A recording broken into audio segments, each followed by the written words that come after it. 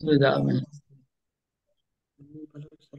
ताकि ষোলমালা। चार नियम পালন করতে হবে, 16 মালা জপ, আর কমপক্ষে গুরু আশ্রয় স্তরে। গুরু আশ্রয় স্তরে কেন বলা হচ্ছে? যেহেতু একজন সঙ্গ দাস যদি হুম, আহ, গুরু আশ্রয় না থাকে, হুম, তার নিম্ন স্তরে থাকে, তাহলে তোমার গ্রুপের মেম্বাররাও কোনোদিন গুরু আশ্রয় হবে না। হুম, তারাও, আর গুরু আশ্রয় না থাকলে সম্ভাবনা আছে যে পুরো গ্রুপকে নিয়ে অন্য কোনো জায়গায় আবার দীক্ষাও নিতে পারে আর সবাইকেও নিয়ে যেতে পারে। এই জন্য সঙ্গদাস যদি গুরু আশ্রয় করে থাকে, তার মানে এটলিস্ট ইসকনের সঙ্গে তার কানেকশন হয়ে গেছে পাকা। এটা হচ্ছে নিম্ন স্তর। কোন নিম্ন? সর্বনিম্ন স্তর, মানে এর উপরে থাকলে দীক্ষিত হতে পারে, কিন্তু কমপক্ষে গুরু আশ্রয়। আর তাকে 16 মালা জপ আর 4 নিয়ম পালন করে। যদি কোনো সঙ্গ দাস 16 মালা জপ করে না, তাহলে তার গ্রুপের মেম্বাররাও 16 মালা করবে না। হ্যাঁ, এটা দেখা গেছে, আমরা দেখেছি যে যেখানে একজন সঙ্গ দাস অনেক পুরানো, তিনি হয়তো এখনো 16 মালা করে উঠতে পারছে না, তো তার গ্রুপে কোনোদিন কোনো ভক্ত দীক্ষার জন্য এগিয়ে আসছে না, আর কেউ 16 মালাতে উঠতে পারছে না। তাই জন্য সঙ্গ দাস যেহেতু তাদের নেতৃত্ব প্রদান করছে, তার উচিত তিনি কমপক্ষে 16 মালা জপ, 4 নিয়ম পালন আর গুরু আশ্রয় স্তরে থাকবে। ওকে, এটা ছিল 7 নম্বর প্রশ্ন। নেক্সট সমর্পিতা মাতাই 8 নম্বর প্রশ্ন পড়বেন। এবং একজন সঙ্ঘদাস বা টিচার তার অধীনস্থ ভক্ত বা স্টুডেন্টকে কি কি ভাবে যত্ন করতে পারে? আমি তো লিখেছি, এক হচ্ছে যে ফোন, মাঝে মাঝে ফোন করে খবর নিতে হবে। তাছাড়া তার পরিবারের যে পরিস্থিতি, মানে পরিস্থিতি ভক্তির অনুকূলে না প্রতিকূলে সেটা জানতে হবে। স্টুডেন্ট ভালো করে জব করে কিনা সেটার খবর নিতে হবে। তার শারীরিক অসুস্থতা যখন খবর পেলে তার সাথে দেখা করতে যেতে পারলে ভালো, বা তাছাড়া খবর নেওয়া উচিত। আর পার্সোনালি প্রত্যেক স্টুডেন্টদের নাম জানতে হবে, প্রত্যেকের সাথে কথা বলতে হবে। Very good. হুম, ভালো। তার মানে প্রথমেই হচ্ছে যে সঙ্গ দাস সমস্ত ভক্তদের নাম, ঠিকানা, ফোন নম্বর সবকিছু তার কাছে থাকবে। আর শুধু থাকবে না, সবার নাম তার মনে থাকা উচিত। প্রত্যেকের নাম মনে থাকা উচিত, যে কজন তার প্রচারের মধ্যে আছে। আর তাদের বাড়ি সম্বন্ধে পুরো ধারণা থাকা উচিত, তবে তো তাকে গাইড করতে পারবে, নাহলে কি করে করতে পারবে? হুম। এবার আহ ক্লাসের পরে যত্ন, মানে ক্লাসের পরে মাঝে মাঝে ফোন করা, সপ্তাহে একদিন ফোন করা, খবর নেওয়া কেমন আছে কিনা, কোনো সুবিধা অসুবিধা। আরেকটা পয়েন্ট আমি ভুলে গেলাম গত সপ্তাহে বলতে, সেটা হচ্ছে আপনারা লিখে নেবেন, যখন সঙ্গ দাস তার মেম্বারকে নিয়ে ট্যুরে যাচ্ছে, তখন সঙ্গ দাসের উচিত সব মেম্বারদের রুম পেলো কিনা, তারা ঠিক মতো ঘর পেয়েছে কিনা, জায়গা পেয়েছে কিনা, এটা খোঁজ করা উচিত। যদি সঙ্গ দাস নিজে প্রথমেই ঘরে ঢুকে যায় আর তার মেম্বাররা যদি নিচে বসে থাকে ব্যাগ নিয়ে 2-3 ঘন্টা, রুম পাচ্ছে না, তাহলে তারা সঙ্গ দাসের প্রতি তাদের মনটা খারাপ হয়ে যাবে, শ্রদ্ধাও কমে যাবে। সিমিলারলি যখন মন্দিরে যাচ্ছে সব ভক্তরা, সবাইকে সঙ্গ দাস মন্দিরে নিয়ে যাচ্ছে, সঙ্গ দাস যদি যেহেতু তার ভালো পরিচয় আছে মন্দিরে, যে কোনো জায়গা থেকে প্রসাদ পেয়ে যাবে, সে অফিসে গিয়ে সরাসরি প্রসাদ পেয়ে গেল। আর মেম্বাররা লম্বা লম্বা লাইনে দাঁড়িয়ে আছে 200-300 লোকের পেছনে, এবং তারা দেখবে যে সঙ্গ দাস আমাদের খোঁজ করছে না, হ্যাঁ আমরা কাউকে পাচ্ছি না, কুপন কোথায় পাবো, প্রসাদ কোথায় পাবো, খোঁজে বেড়াচ্ছে, আর সঙ্গ দাসের পাত্তাই নেই, তখনও মেম্বাররা নিরুৎসাহী হয়ে যাবে, সঙ্গ দাসের প্রতি শ্রদ্ধা হারিয়ে ফেলবে। তো যত্নের মধ্যে এটাও আসছে, তাদের ট্যুরে বা মন্দিরে নিয়ে যাওয়ার সময় এক্সট্রা কেয়ার করতে লাগবে। সঙ্গ দাসকে তার নিজের স্বার্থ পিছনে রেখে আগে মেম্বারদেরকে সুযোগ সুবিধা করে দিতে লাগবে। ওকে, এটা ছিল 8 নম্বর পয়েন্ট। নেক্সট কোয়েশ্চেন, যদি কেউ কিছু বলতে চান তাহলে আপনাদের হাত তুলতে হবে। হুম, হাত তোলার মানে দুই রকম আছে, একটা তো এমনি হাত তুললে আমি নাও দেখতে পারি, কিন্তু যদি মোবাইলে হাত তুলে দেখতে পারবো। ওকে, 8 নম্বর প্রশ্ন আমরা করলাম। নেক্সট হচ্ছে 9 নম্বর প্রশ্ন। নেক্সট কি আছে প্রণতি মাতাজি? আপনার লেখা আছে উত্তর, তাহলে আপনি পড়ে শোনাবেন। হ্যাঁ, আনমিউট করুন। দাঁড়ান, এবার করুন আনমিউট। এবার আনমিউট করুন।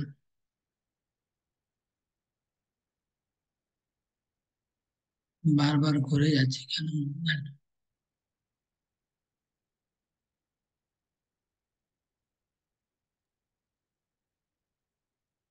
বারবার ঢুকছে বেরোচ্ছে। শ্রেয়া, হয়েছে, বলুন বলুন, আবার বন্ধ হয়ে যাবে। হ্যাঁ হরে কৃষ্ণ প্রভু। হ্যাঁ। যত্ন করার সময় কি কি সাবধানতা অবলম্বন করা উচিত এবং কি কি করা উচিত নয়? হরে কৃষ্ণ প্রভু। বলুন, উত্তর বলুন। যত্ন করার সময় কি কি সাবধানতা অবলম্বন করা উচিত এবং কি কি করা উচিত নয়? হ্যাঁ বলুন, সাবধানতা, উত্তরটা বলুন। হ্যাঁ, টিচার মানে শুধু জ্ঞান দেওয়া নয়, এখানে জ্ঞান দেওয়ার ব্যাপার মানুষকে সাহায্য করা। আমাদের জ্ঞান দেওয়ার অধিকার নেই, এটা গীতাতে লেখা আছে। আমরা গীতা পড়লে বুঝতে পারতাম না। না না, এইটা নয়, এটা তো পরে আসবে উত্তর। তাহলে এখানে প্রভু, এটা টিচাররা সঙ্গদাসদের যত্ন পরায়ণ হলে তারা সবকিছু খুলে বলবে, যে তাদের যদি অসুবিধা হচ্ছে, তারা কতটা বুঝতে পারছে, তারা কি নাম, সে কি। এই আগের প্রশ্নটাই উত্তরটা। 1 মিনিট দাঁড়ান দাঁড়ান, ঠিক আছে আপনি বলেন।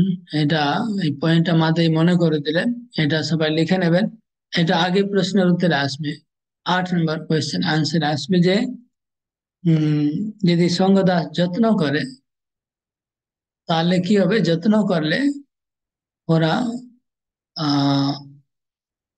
ফিল করবে, এটা আপন ভাব আসবে, যেটা আপন নিজের মনে করবে, তখন সঙ্গ দাসকে আহ আপন লোক বলে মনে করবে, ভাববে তারা যে আমাদের নিজের লোক আছে, এরকম যত্ন করলে।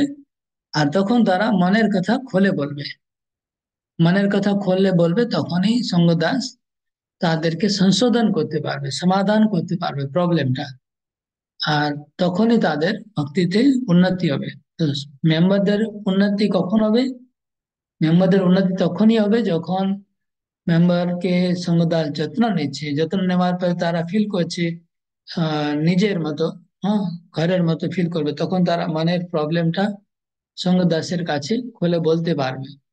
মানে সঙ্গদাসের সঙ্গে মেম্বার যদি সম্বন্ধ ভালো হয়, হুম, তখনই তারা খুলে বলতে পারবে প্রবলেম। আর খুলে যখন বলবে, তখন তারা সঙ্গদাস তাকে সংশোধন করতে পারবে, না হলে তো সংশোধন করতে পারবে না।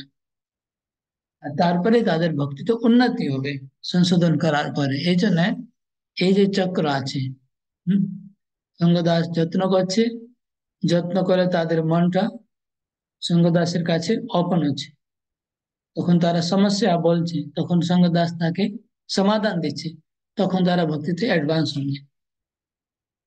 এটা হচ্ছে যত্ন করার মধ্যে আসছে। এখন যে প্রশ্ন হচ্ছে 9 নম্বর, যত্ন করার সময় কি কি সাবধানতা অবলম্বন করা উচিত?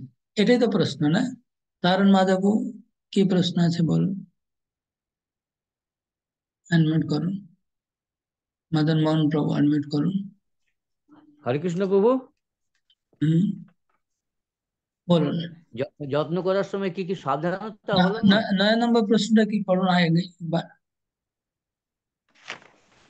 9 নম্বর প্রশ্নটা কি? 9 নম্বর প্রশ্ন আছে, যত্ন করার সময় কি কি সাবধানতা অবলম্বন করা উচিত আর কি কি উচিত নয়। কি কি করা উচিত নয়? ওকে, এবার এর উত্তরটা বলুন।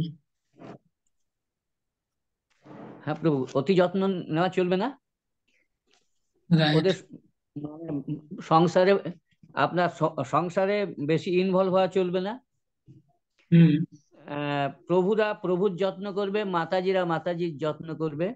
বেশি যত্ন নিলে আপনার নষ্ট হয়ে যাবে। যেমন গোমাতা বাছুরকে চাটলে যেমন চামড়াটা উঠে যায়, হুম, আর আপনার জাগতিক বাড়ির সমস্যায় কে ভুল কে ঠিক এগুলোতে ঠিক করা চলবে না, কে ভুল কে ঠিক এতে ঢোকা যাবে না। আর একজনকে দুজনকে যত্ন করব বাকিদের করবেন তা না, সবাইকে যত্ন করতে হবে। বাহ, আপনি মোটামুটি সব পয়েন্ট কভার করলেন। হুম। মদন বাবু, আপনি হাত তুলেছেন, কিছু বলবেন? হরকৃষ্ণ প্রভু, বন্ধ করো না, বন্ধ করো। আনমিউট করে বলুন, আনমিউট করুন মদন বাবু, আপনি আনমিউট করুন। আপনার এখন মোবাইল প্র্যাকটিস চলছে মনে হয়, শেখা চলছে।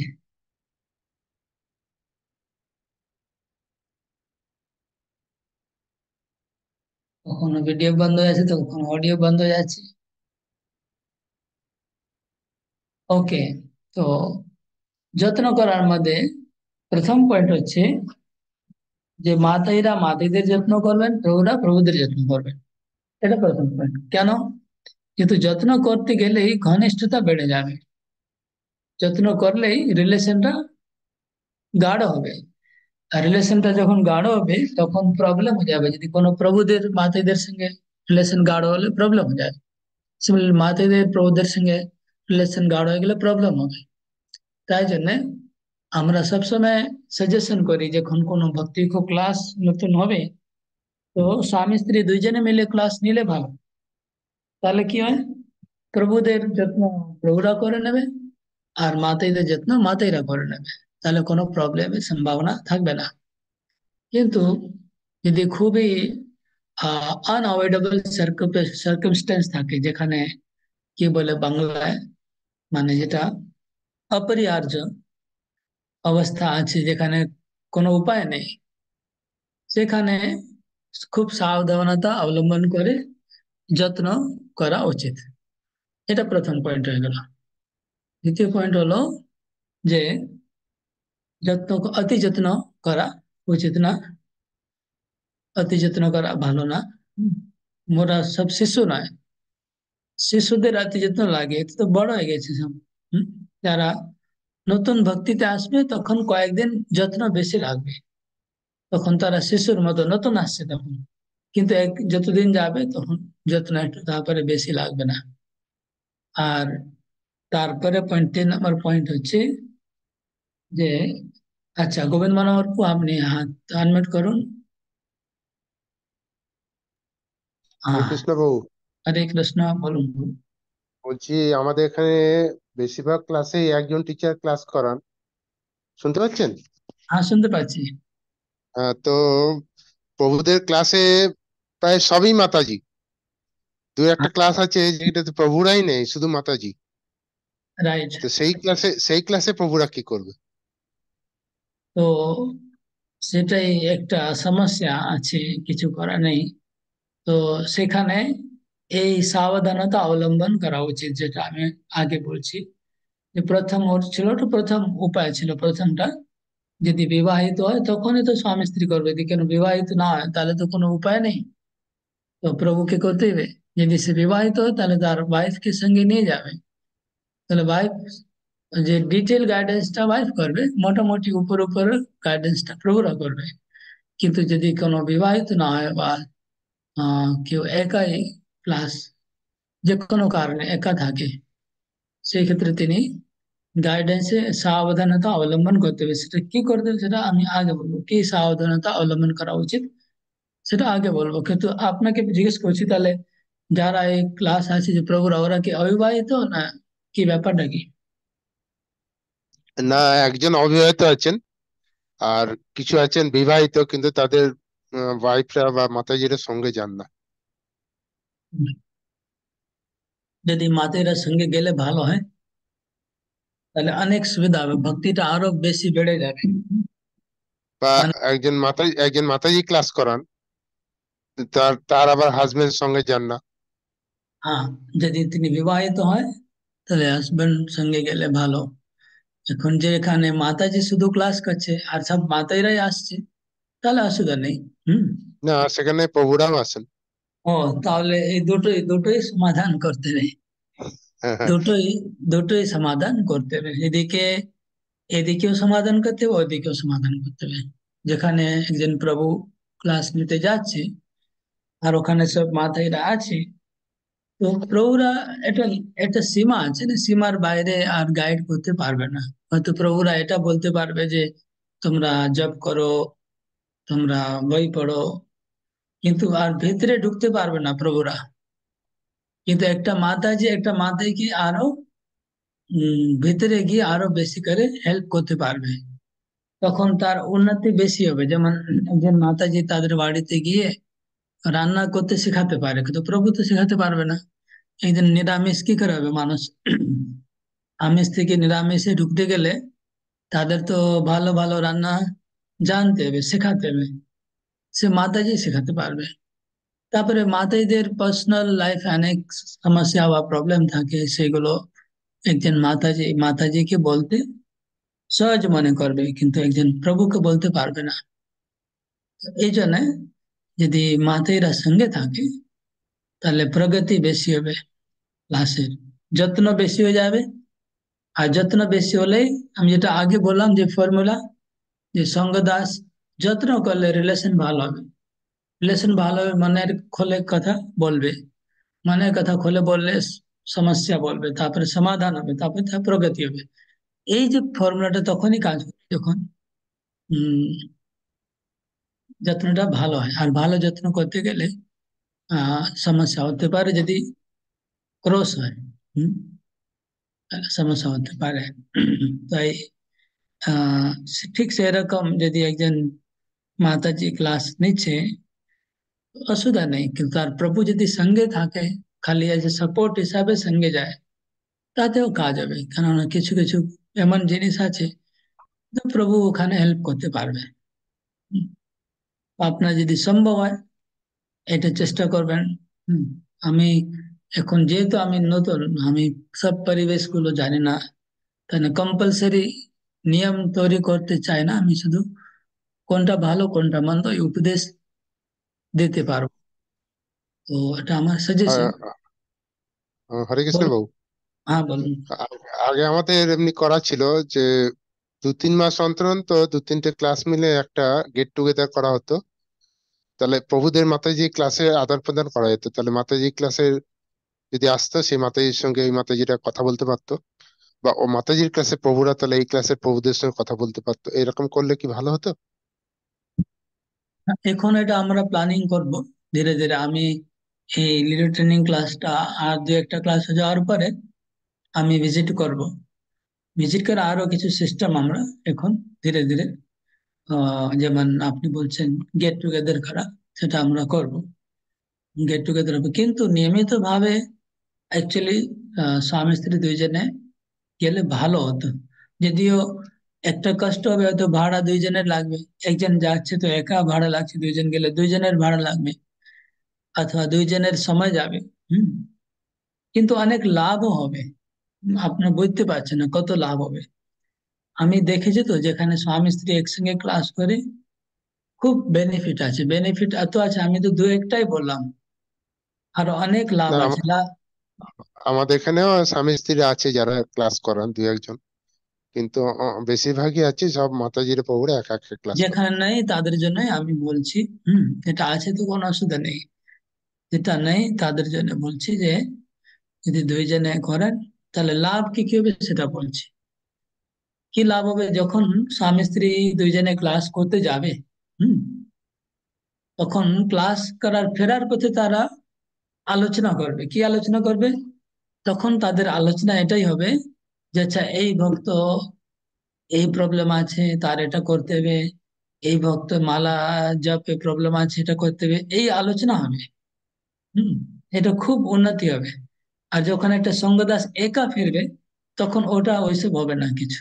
তখন তার ক্লাস শেষ হলো, নিজের দুনিয়াতে চলে যাবে সে।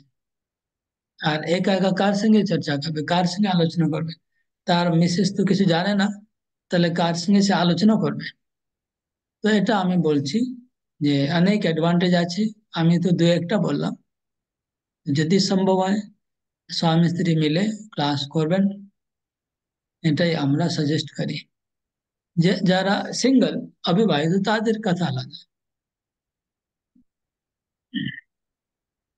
ওকে, আর গেট টুগেদারের পর আমরা কিছু প্ল্যান করব। হ্যাঁ, মাঝে মাঝে কয়েকটা গ্রুপ মিলে প্রোগ্রাম করব।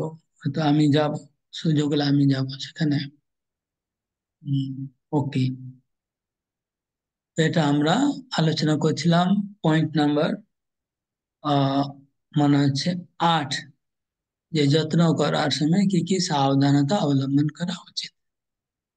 তো ওখানে আলোচনা করতে করতে আমরা এই পয়েন্টে এলাম যে আর একটা পয়েন্ট বাকি থাকলো, সেটা যে কোনো একজন ভক্তের বেশি যদি যত্ন করা হয় আর বাকিদেরকে অবহেলা করা হয় তাহলে ঠিক হবে না। একটা ক্লাসে হয়তো 8-10 জন আছে, আর সঙ্গদাস বারবার একজন দিকে তাকাচ্ছে, একজনকে কথা বলছে, হ্যাঁ, তাহলে বাকি লোকেরা ফিল করবে, নেগলেক্ট ফিল করবে যে আমাদের অবহেলা করা হচ্ছে। এটা যেন না হয়, সঙ্গদাস এটা লক্ষ্য রাখবেন। এটা ছিল 8 নম্বর প্রশ্ন। আর 9 নম্বর প্রশ্ন কি আছে, কে পড়ে শোনাবেন? অমৃতাময় মাতাজি বলুন, আনমিউট করুন। কৃষ্ণ প্রভু প্রণাম। প্রভু, এটা 9 নম্বরই হচ্ছিল যে যত্ন করার সময় কি কি সাবধানতা অবলম্বন ওকে, করা এটা উচিত। 9 ছিল। ওকে, 10 নম্বর।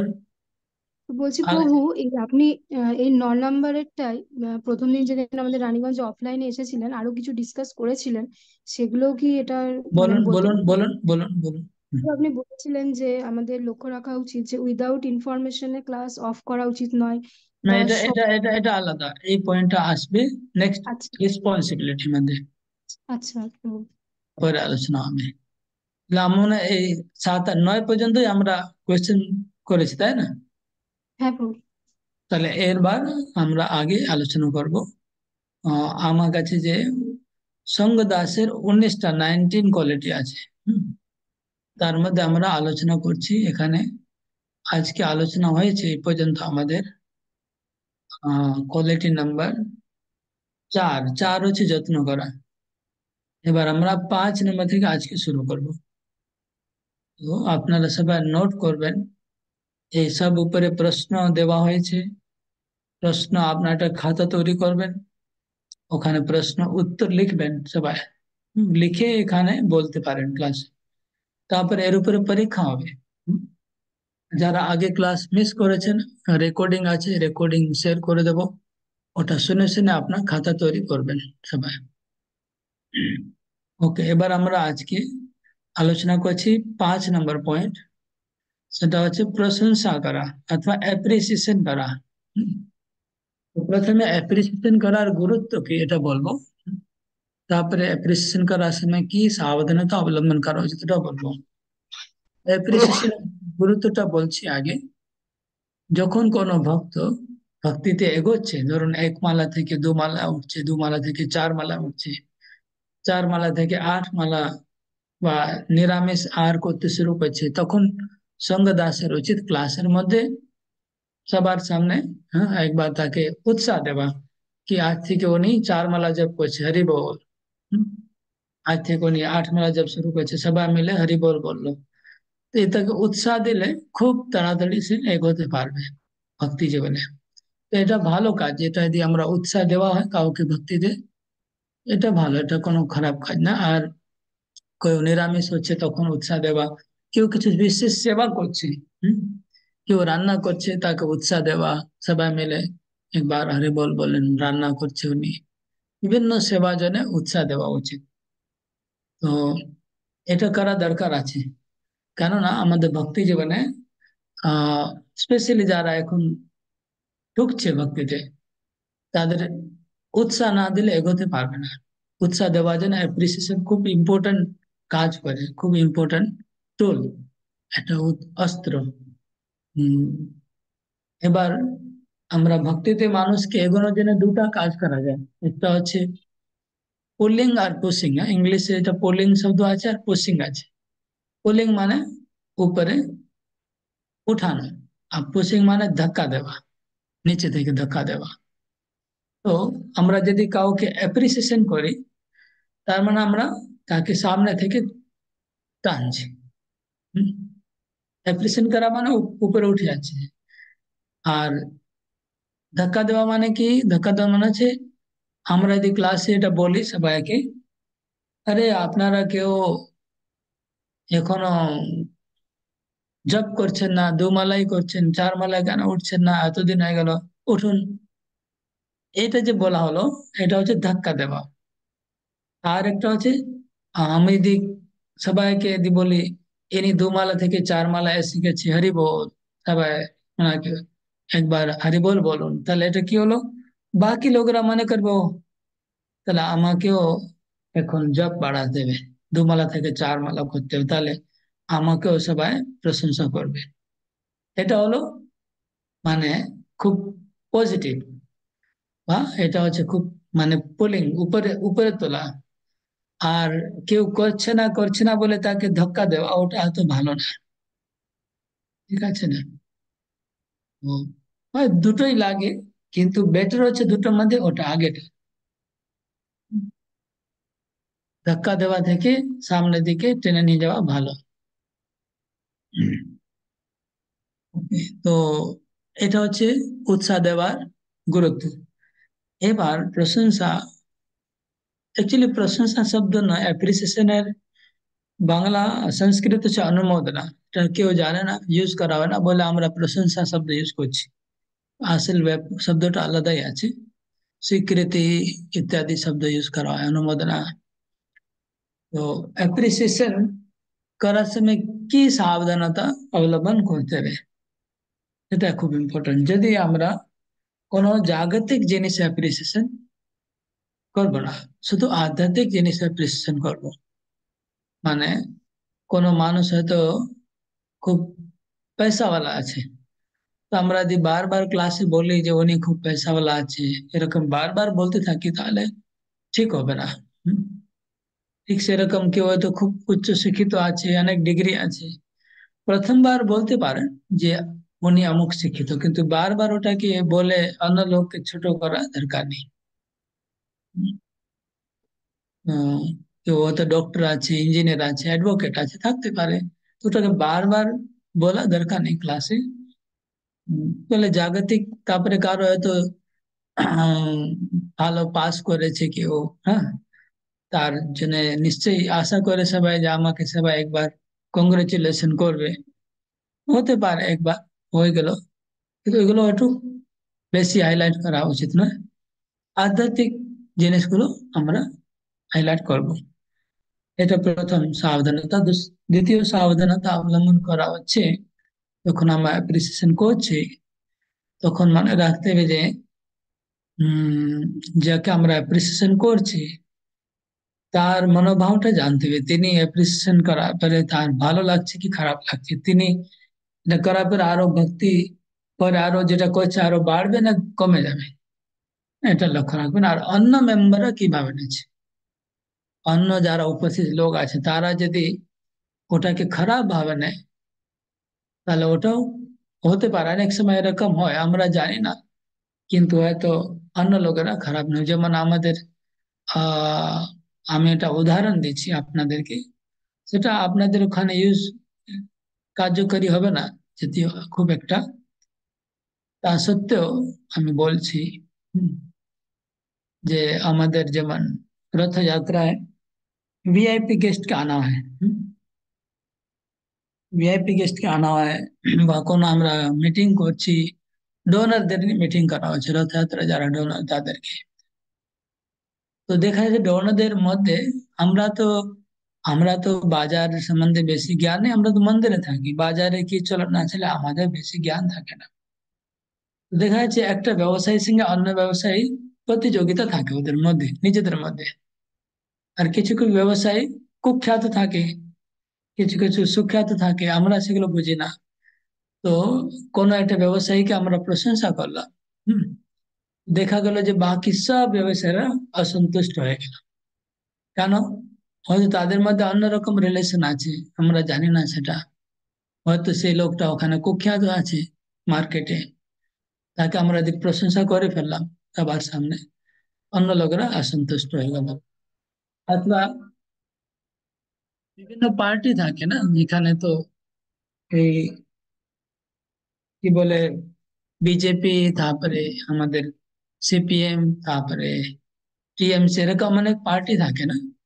তো অনেক সময় কি হয়, আমরা একটা নেতাকে ডাকলাম, তো সেই নেতাকে ডাকলাম, তো অন্য নেতারা আবার অন্য পার্টি লোকেরা অনেক সময় অসন্তুষ্ট হয়ে যায়। উদাহরণ দিচ্ছি আমি, এখানে তো এরকম হবে না। তো আমাদের তো 10 জন ভক্ত আছে, 10 জন ভক্তের মধ্যে একজন ভক্তকে যখন আমি অ্যাপ্রিসিয়েট করছি, তো এটা লক্ষ্য রাখতে হবে যে অন্য ভক্তরা কিভাবে নেবে, এটা জাস্ট মাথায় চিন্তা করে প্রশংসা করতে হবে, এটা বলার উদ্দেশ্য। আর একটা জিনিস খুব ইম্পর্টেন্ট, 3 নম্বর পয়েন্ট, সেটা হচ্ছে যখন অনেক ভক্ত মিলে কোনো একটা সেবা করেছে, তো তার মধ্যে আমি যদি সবাইকে প্রশংসা করি আর কোনো 1-2 জন ভক্ত যদি বাদ পড়ে যায়, তাহলে বিপদ হয়ে যাবে। হুম, এটা মনে রাখবেন। যদি অনেক ভক্ত, ধরুন 10 জন মালা সেবা করলো, আমি 8 জনের নাম বললাম, 2 জনের নামটা বাদ পড়ে গেল, বা 10 জন নিত্য সেবা করেছে, একজনের নাম বাদ পড়ে গেল, তখন সেই ভক্ত খুব অসন্তুষ্ট হয়ে যাবে। আর অনেক বড় ঘটনাও ঘটেছে আমাদের দুর্গাপুরে, ঘটেছে একজন অ্যানুয়াল কনভেনশন মায়াপুরে কিছু সঙ্গ দাসের নাম উচ্চারণ করতে প্রভু ভুলে গেছে বোধহয়, তো তারা খুবই অসন্তুষ্ট হয়ে গেছে। তখন তারা কি বলবে, না আমরা তাহলে আর সেবা করব না, আমাদের কোনো ভ্যালু নেই, আমাদের কোনো মূল্য নেই, তাই জন্য তো আমাদের নাম বলা হচ্ছে না।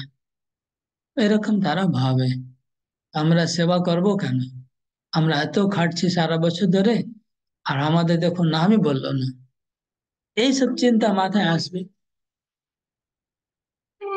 এসব চিন্তা মাথায় আসবে। আর শুধু তাই নাই, ওই মাথায় চিন্তা এমন ডিপে ঢুকে গেছে যে ওটা বেরও করতে পারছে না চিন্তা, আর সবাইকে তখন আবার নেগেটিভ করে দেবে, অনেক লোককে বলবে যে দেখুন এখানে পক্ষপাতিত্ব হচ্ছে, এখানে এরকম চলছে, মন্দিরে অনেক কিছু তোমরা বোঝো না, এইরকম নেগেটিভ নেগেটিভ কথা শুধু মুখ থেকে বেরোবে। তাই জন্য খুব সাবধান থাকতে হবে, যখন প্রশংসা করা হবে তখন কারণ যেন বাদ না পড়ে যায় কেউ। ওকে, এটা ছিল পয়েন্ট নাম্বার 5। এবার 6 নম্বর পয়েন্ট হচ্ছে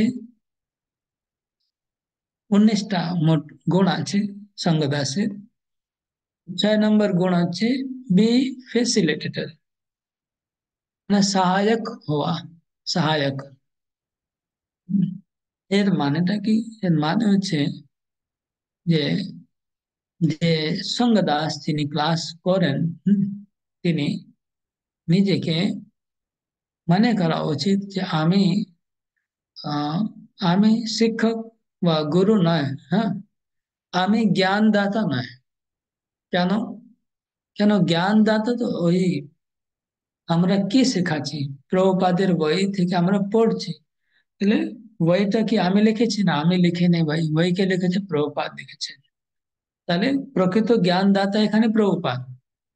প্রভুপাদ থেকে দিব্য জ্ঞানটা এসছে, দিব্য জ্ঞান আমার মাথা থেকে আসেনি, প্রভুপাদ থেকে এসছে। তাহলে প্রভুপাদ ওখানে জ্ঞান প্রদান কর্তা। আর আমরা যখন গীতা থেকে পড়ছি, তাহলে জ্ঞান প্রদান কর্তা হচ্ছে কৃষ্ণ, কৃষ্ণম বন্দে জগৎগুরু। তাহলে আসল জ্ঞানটা দেনে वाला হচ্ছে কৃষ্ণ আর প্রভুপাদ। আমি কে? আমি একটা মাধ্যম, আমি একটা সহায়ক, আমি সহায়তা করছি। কি সহায়তা করছি? ওই যে বইটা তো প্রভুপাদ লিখেছেন, এনারা পড়ছে, পড়ে যখন বুঝতে পারবে না, আমি তাদেরকে বুঝিয়ে দেওয়ার চেষ্টা করছি যাতে ওরা বুঝতে পারে। এটুকু হচ্ছে আমার রোল। আমি সহায়তা করছি যাতে ওরা গ্রন্থ অধ্যয়ন করেন আর বুঝতে পারেন। তো সেই দৃষ্টিতে দেখতে গেলে আমি শিক্ষক বা আমি গুরু নয়, আমি হচ্ছি ফেসিলিটেটর। ইংলিশে বলে ফেসিলিটেটর, মানে সহায়ক। এই মনোভাব থাকা উচিত। ফেসিলিটেটর হিসাবে আমাকে তাদের ফেসিলিটেট করতে হবে, আমাকে সেই মিটিং, এটাকে মিটিং বলে, ভক্তি হোক ক্লাসটা ক্লাস বলে না, মিটিং বলে, মিটিংটাকে ফেসিলিটেট করব, মানে আমি পরিচালনা করছি একরকম। হুম, যাতে সবাই এক একটা প্যারাগ্রাফ পড়লো, যেটা আমরা পরে আবার ফিউচার ট্রেনিং এ আমরা এটা আলোচনা হবে ট্রেনিং হবে আমাদের কি করে আলোচনা চক্র চালাতে হয়, সেটা পরে হবে। তো এক একটা প্যারাগ্রাফ সবাই পড়ছে, সবাইকে এক্সপ্লেন করতে বলা হচ্ছে। তো যিনি সঙ্গ দাস তিনি একজন পরিচালক হিসাবে ওখানে কাজ করছে, তাই জন্য তার নাম হচ্ছে সহায়ক, তিনি সহায়তা করেন শেখার জন্য। তো তার মধ্যে এই ভাবটাই থাকা উচিত যে আমি হচ্ছে একজন প্রভুপাদের নিমিত্ত, একজন মাধ্যম।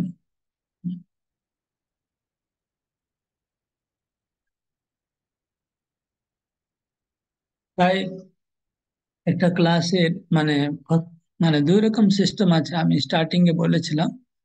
একটা নামমাত্র সিস্টেম আছে, একটা ভক্তি কোষ। দুটোই দুটোই ভক্তিবিনোদ ঠাকুর দ্বারাই পরিচালিত, দুটোই সিস্টেম। দুটোই সিস্টেম গুরু মহারাজ গুরু মহারাজ শুরু করেছেন ভক্তি নামমাত্র। ডিফারেন্সটা কি? ভক্তি সিস্টেম মানে আলোচনা, আর নামমাত্র মানে প্রবচন। হুম? প্রবচন আর আলোচনার মধ্যে তো আমরা এখন যেটা বর্তমানে ডিসকাস করছি বা ট্রেনিং সেটা হচ্ছে আলোচনা সম্বন্ধীয়। আলোচনা মানে সবাইকে বলার সুযোগ দেওয়া, মানে সঙ্গদাস একা পুরো বলবে না, 1 ঘন্টা 1.5 ঘন্টা। হুম? দেখা যাবে যে আধা ঘন্টা সঙ্গদাস হয়তো টোটাল বলেছে, আর আধা ঘন্টা বাকি সবাই বলেছে। মিক্স হবে, 50-50 হবে। মানে হয়তো একজন ভক্ত বললো, তারপরে সঙ্গদাস বললো, আরেকজন বললো, তারপরে সঙ্গদাস বললো, এরকম যদি সবাই মিলে 5% করে যদি বলে 10 জন, তাহলে 50 হয়ে যাবে। আর সঙ্গদাস এদিকে 50% বললো। এটাকে বলে সহায়ক। মানে বুঝতে পারছেন? আশা করছি না বুঝতে পারলে হাত তুলবেন। কোনো পয়েন্ট যদি না বুঝতে পারেন তাহলে হাত তুলবেন সঙ্গে সঙ্গে। ওকে, তাই জন্য ফ্যাসিলিটেটর। নেক্সট পয়েন্ট হচ্ছে আজকে আমরা কোটা পয়েন্ট কভার করলাম। আমি 5 আর 6 দুটো আরেকটা করি। 7 নম্বর, সার্ভিস মাইন্ডেড মানে সেবা মনোভাব। সেবা মনোভাব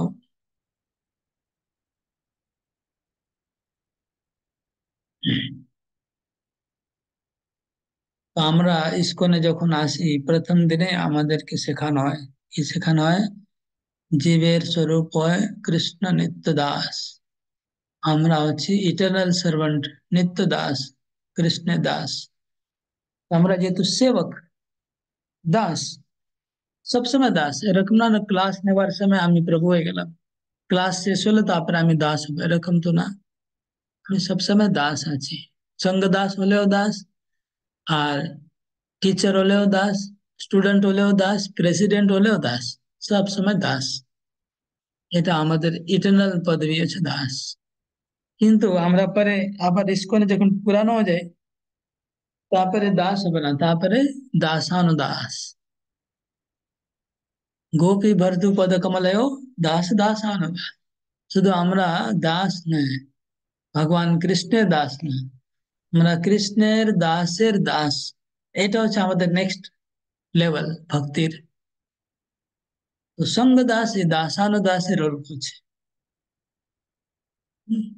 স্টুডেন্ট তো কৃষ্ণ দাস, কিন্তু সঙ্গ দাস মানে দাসানুদাস।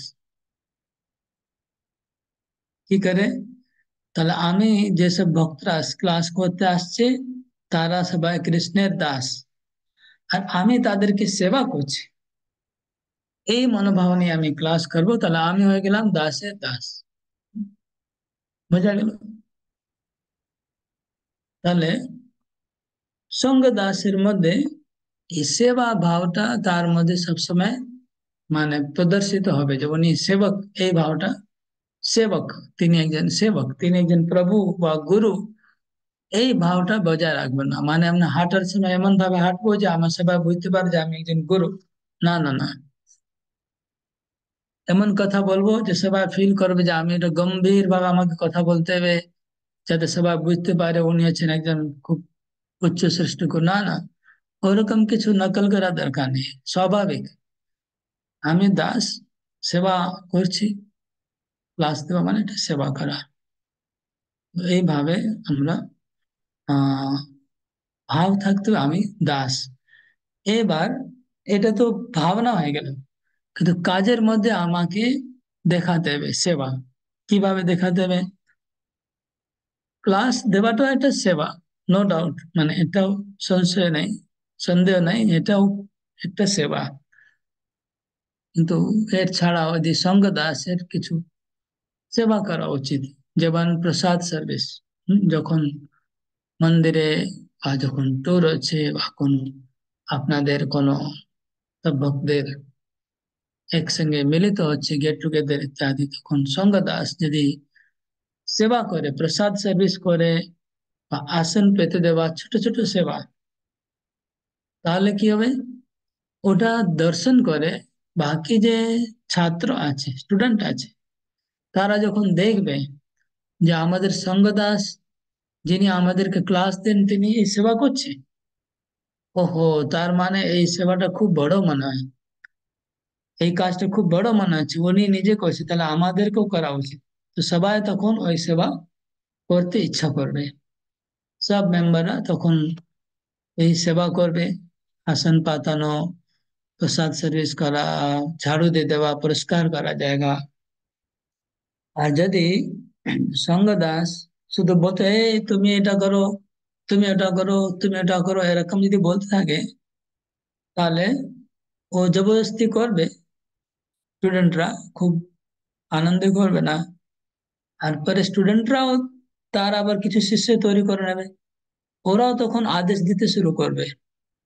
ও যখন ওদেরকে কিছু সেবা দেওয়া হবে, ওরা আবার আরেকজনকে বলবে তুমি করো, তুমি করো, তুমি করো। তখন পরিবেশটা কিন্তু খারাপ হয়ে যাবে। তো আমরা চাইছি বৈকুণ্ঠ পরিবেশ। বৈকুণ্ঠ পরিবেশ মানে কি? বৈকুণ্ঠ পরিবেশ মানে হচ্ছে যখন চার কুমারেরা বৈকুণ্ঠে গিয়েছিল, ভাগবতমে চতুর্থ স্কন্ধে এই লীলাটা আছে। তো চার কুমারেরা দেখলো বৈকুণ্ঠে যে বৈকুণ্ঠের যে अधिष्ठाता देवता नारायण আর লক্ষ্মী দেবী স্বয়ং অধিষ্ঠাত্রী দেবী, যিনি বৈকুণ্ঠের মানে স্বামী, হম সেখানকার তিনি অধিষ্ঠাত্রী দেবী, তিনি নিজে হাতে স্বর্ণ মার্জনী, হম হাতে ঝাঁটা নিয়ে তিনি ঝাড়ু দিচ্ছেন। এটা চতুষ্কামরা কুমাররা দেখলো। তাহলে ওখানে কিন্তু ধুলো ছিল না, ফর্সা, ওখানে যে ফরস আছে মানে ফ্লোর আছে, ফ্লোরটা কি মণি দিয়ে তৈরি, মণি দিয়ে ফ্লোর তৈরি। তো মণি ফ্লোরের উপরে কি ধুলো থাকবে? কিন্তু অথচ তিনি ঝাড়ু দিচ্ছে। আবার লক্ষ্মী দেবীর শত সহস্র সেবিকা দাসী আছে, যাকে বললে তারাই ঝাড়ু দিয়ে দেবে, কিন্তু তিনি নিজেই ঝাড়ু দিচ্ছেন কেন? ভগবানকে খুশি করার জন্য। এখানে উদাহরণ দেওয়া হলো যে বৈকুণ্ঠে, তাই জন্য ওখানে সেবা নেই, কিন্তু সেবা করার জন্য সবাই লালায়িত। সেবা নেই যেহেতু মেলা নেই, ঝাড়ু দেওয়ার কোনো কাজ নেই, কিন্তু লক্ষ্মী দেবী নিজে ঝাড়ু দিচ্ছেন।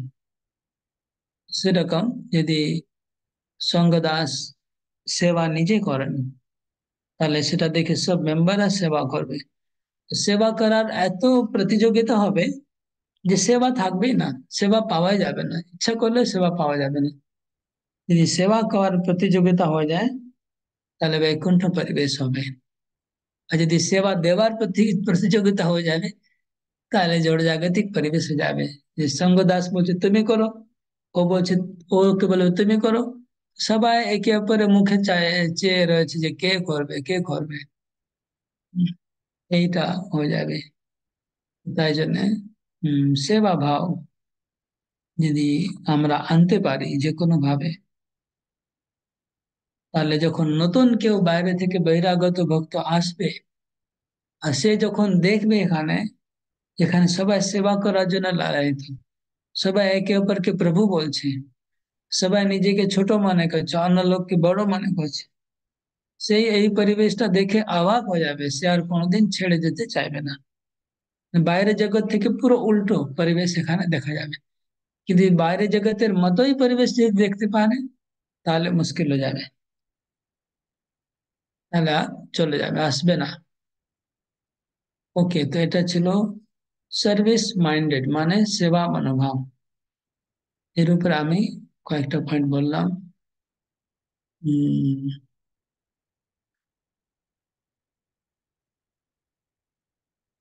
আজকে এই পর্যন্ত থাক। আহ, কয়েকটা প্রশ্ন এখান থেকে বলছি। আজকে যেটা আলোচনা হলো,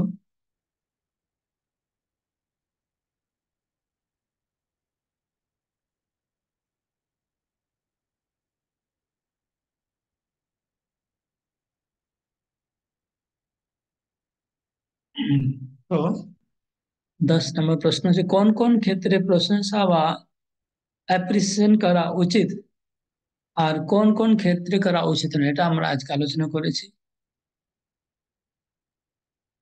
তারপর প্রশংসা করার সময় কি কি সাবধানতা অবলম্বন করা উচিত, এটাও আলোচনা করেছি। আর যদি ভুল করলে কি বিপদ হতে পারে, এটাও বললাম। হুম। তারপর প্রশ্ন হচ্ছে একজন সঙ্গদাস বা টিচার হিসাবে আমাদের মনোভাব কিরকম হওয়া উচিত। মনোভাব কিরকম, যেটা আমি বললাম সহায়ক ফ্যাসিলিটেটর মনোভাব, এটা এক্সপ্লেন করেছি। তারপরে প্রশ্ন হচ্ছে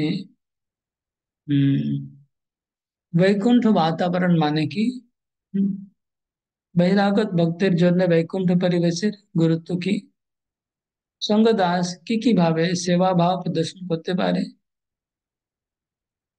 এই পর্যন্ত 14 পর্যন্ত, মানে প্রশ্ন নম্বর 10, 11, 12, 13, 14, মাত্র 5টা প্রশ্ন আছে।